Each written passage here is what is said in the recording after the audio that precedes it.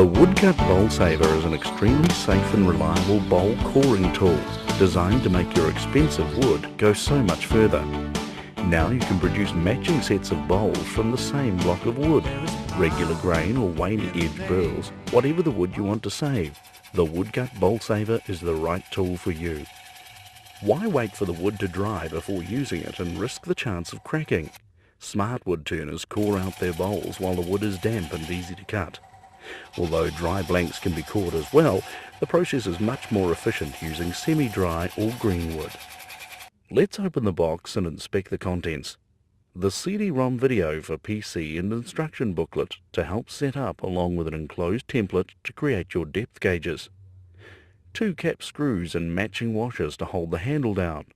The tool post and tightening rod, which will have been specified to suit your particular lathe.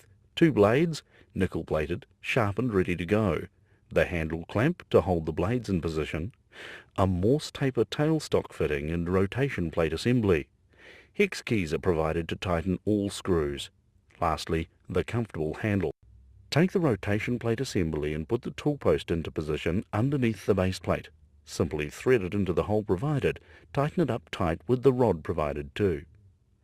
Loosen the lock screw on the shaft collar and lift the collar up underneath the base plate as far as it will go, then lightly tighten by hand.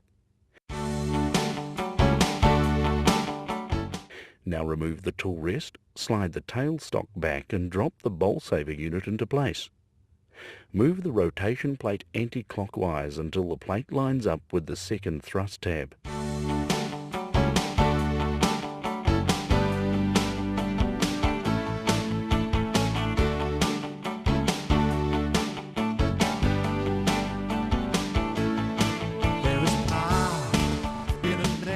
Fit the light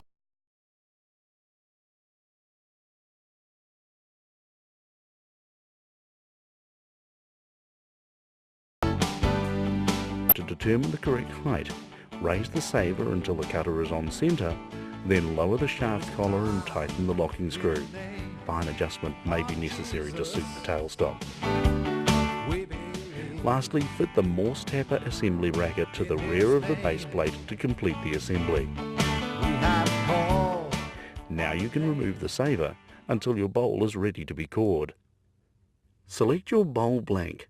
We have a blank of 13 inches, 330 millimeters in diameter, with a thickness of 4.5 or 110 millimeters. Now screw your faceplate to the front of the bowl, ready to attach to your lathe. Choose a chuck to suit the diameter of the bowl. I recommend that the chuck jaws should be approximately 30% of the diameter of the block held.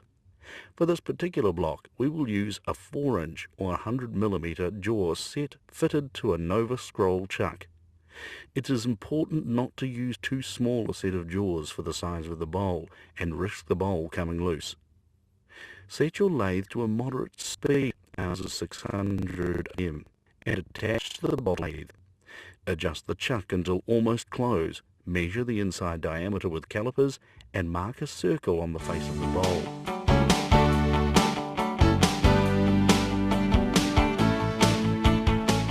Using a 3/8 of an inch 10 millimeter gouge or specialist tool, cut the spigot accurately to suit the chuck. The spigot height should be approximately 1/4 of an inch or 6 millimeters. Make sure the face is flat for the chuck to register against. I am using the 5/8 of an inch or 16 millimeter and a 1/2 inch 13 millimeter replaceable tip gouge manufactured by Woodcut to turn the bottom of the bowl to the desired shape. Keep the bevel rubbing, cut with the grain and slice the wood away. What a great feeling to see shavings peeling off really sharp tools. Remove the faceplate, turn the bowl around and fit squarely in the chuck. Tighten firmly.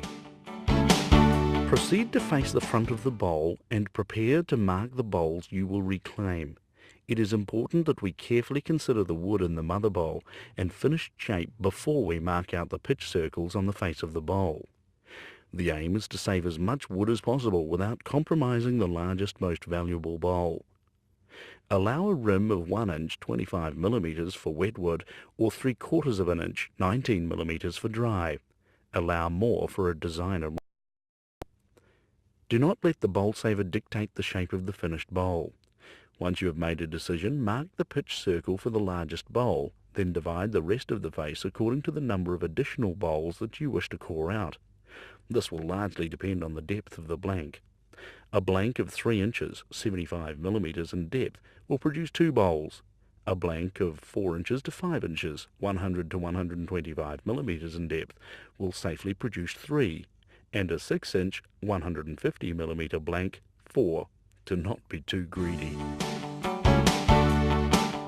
We will now cut a spigot on the front of the blank to enable the core to be remounted for the next bowl. Remove the tool rest from the tool post and replace with the Bowlsaver. It will sit down on the collar and set the height. We'll start with the larger blade and remove the largest bowl first, then swap over to the smaller blade for the next size down. Bowls under 8 inch, 200 millimeters, will be cut with the small blade. With the Bowlsaver in the tool rest, we will now move the whole tool rest and Bowlsaver unit up to the face of the bowl. Slide the tool rest across until the tip of the cutter lines up with the pitch circle. This is called the point of entry. It is not necessary to have the pivot bolt in the center of the bowl. Next, set the depth of cut, how far the blade goes into the blank. We have provided a template to make your own depth gauge. Calipers can be used. Place the large gauge against the base of the bowl and move the unit forward until the center of the bolt is level with the point. Keep the cutter at the point of entry. If this is correct, then lock your tool rest firmly. Slide your tailstock forward, loosen the wing nut underneath the bracket and fit the Morse taper into the taper of your tailstock. Lock your tailstock in place. Wind the hand wheel forward a little to push the taper firmly in place. Double check all your mounting points, your tool rest, tool post, tailstock and the wing nut as well. Now we are ready to start cutting.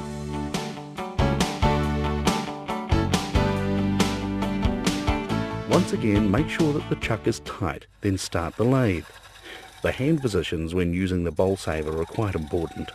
Bring your body close up to the Bowlsaver handle and apply downward pressure to the blade with your left hand. This will help dampen any vibration. It is very important that the blade is fed very slowly into the wood, not hesitantly, but at a steady rate. There is no need to rush. The whole operation will take only 2 to 4 minutes. You can withdraw the blade at any time and start again at the same point where you left off. This particular bowl came from a tree 1,000 years old, so you can see that a few minutes' time spent conserving your piece of this wood is going to be well worthwhile. As we progress, we start to come around into the end grain. You'll notice that the shavings will become small, short little fibrous chips. It's important at this time to stop and clear those shavings so that they don't pack around the blade and put extra strain on your lathe. Once you've done that, carry on as before. From time to time, a shaving will sit on top of the cutter and inhibit progress. Simply withdraw the blade, wipe it off and carry on cutting. Let the cutter work at its own pace. The Bowlsaver used patiently will do the job as effectively on a light machine as it will on a heavy-duty lathe.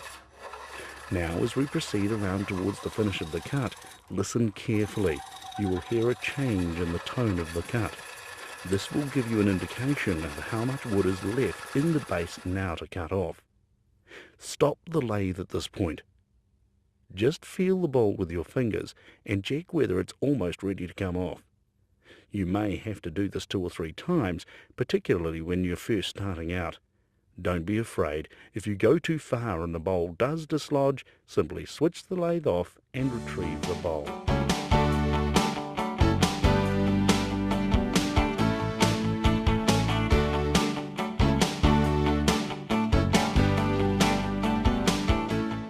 Congratulations! You have saved your first bowl. You will be amazed how easy it was.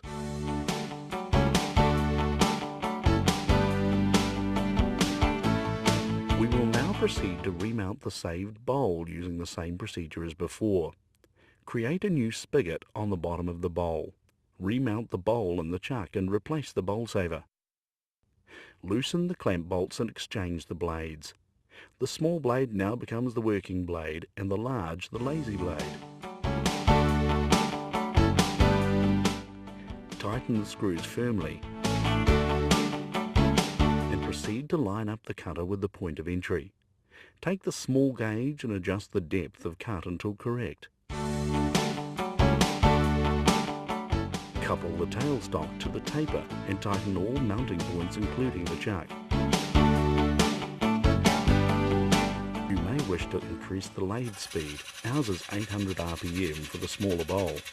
Proceed to make the cut as before, withdrawing the blade frequently to clear shavings until the bowl is ready to break free.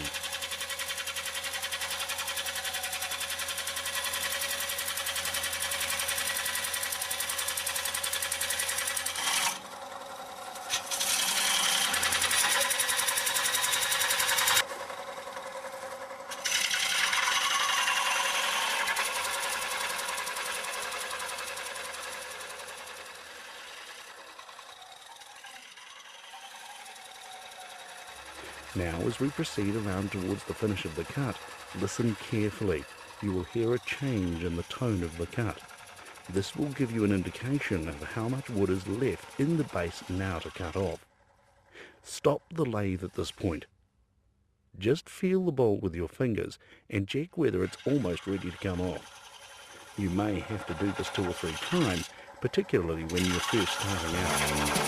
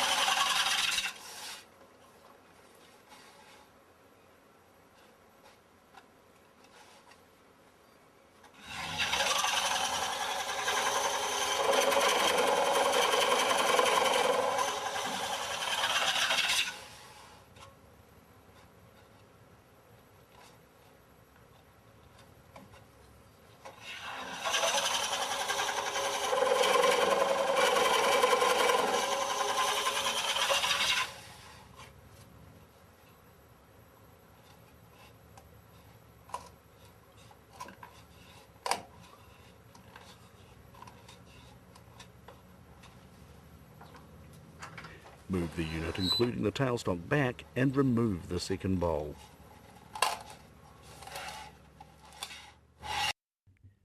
Place the new bowl in the chuck.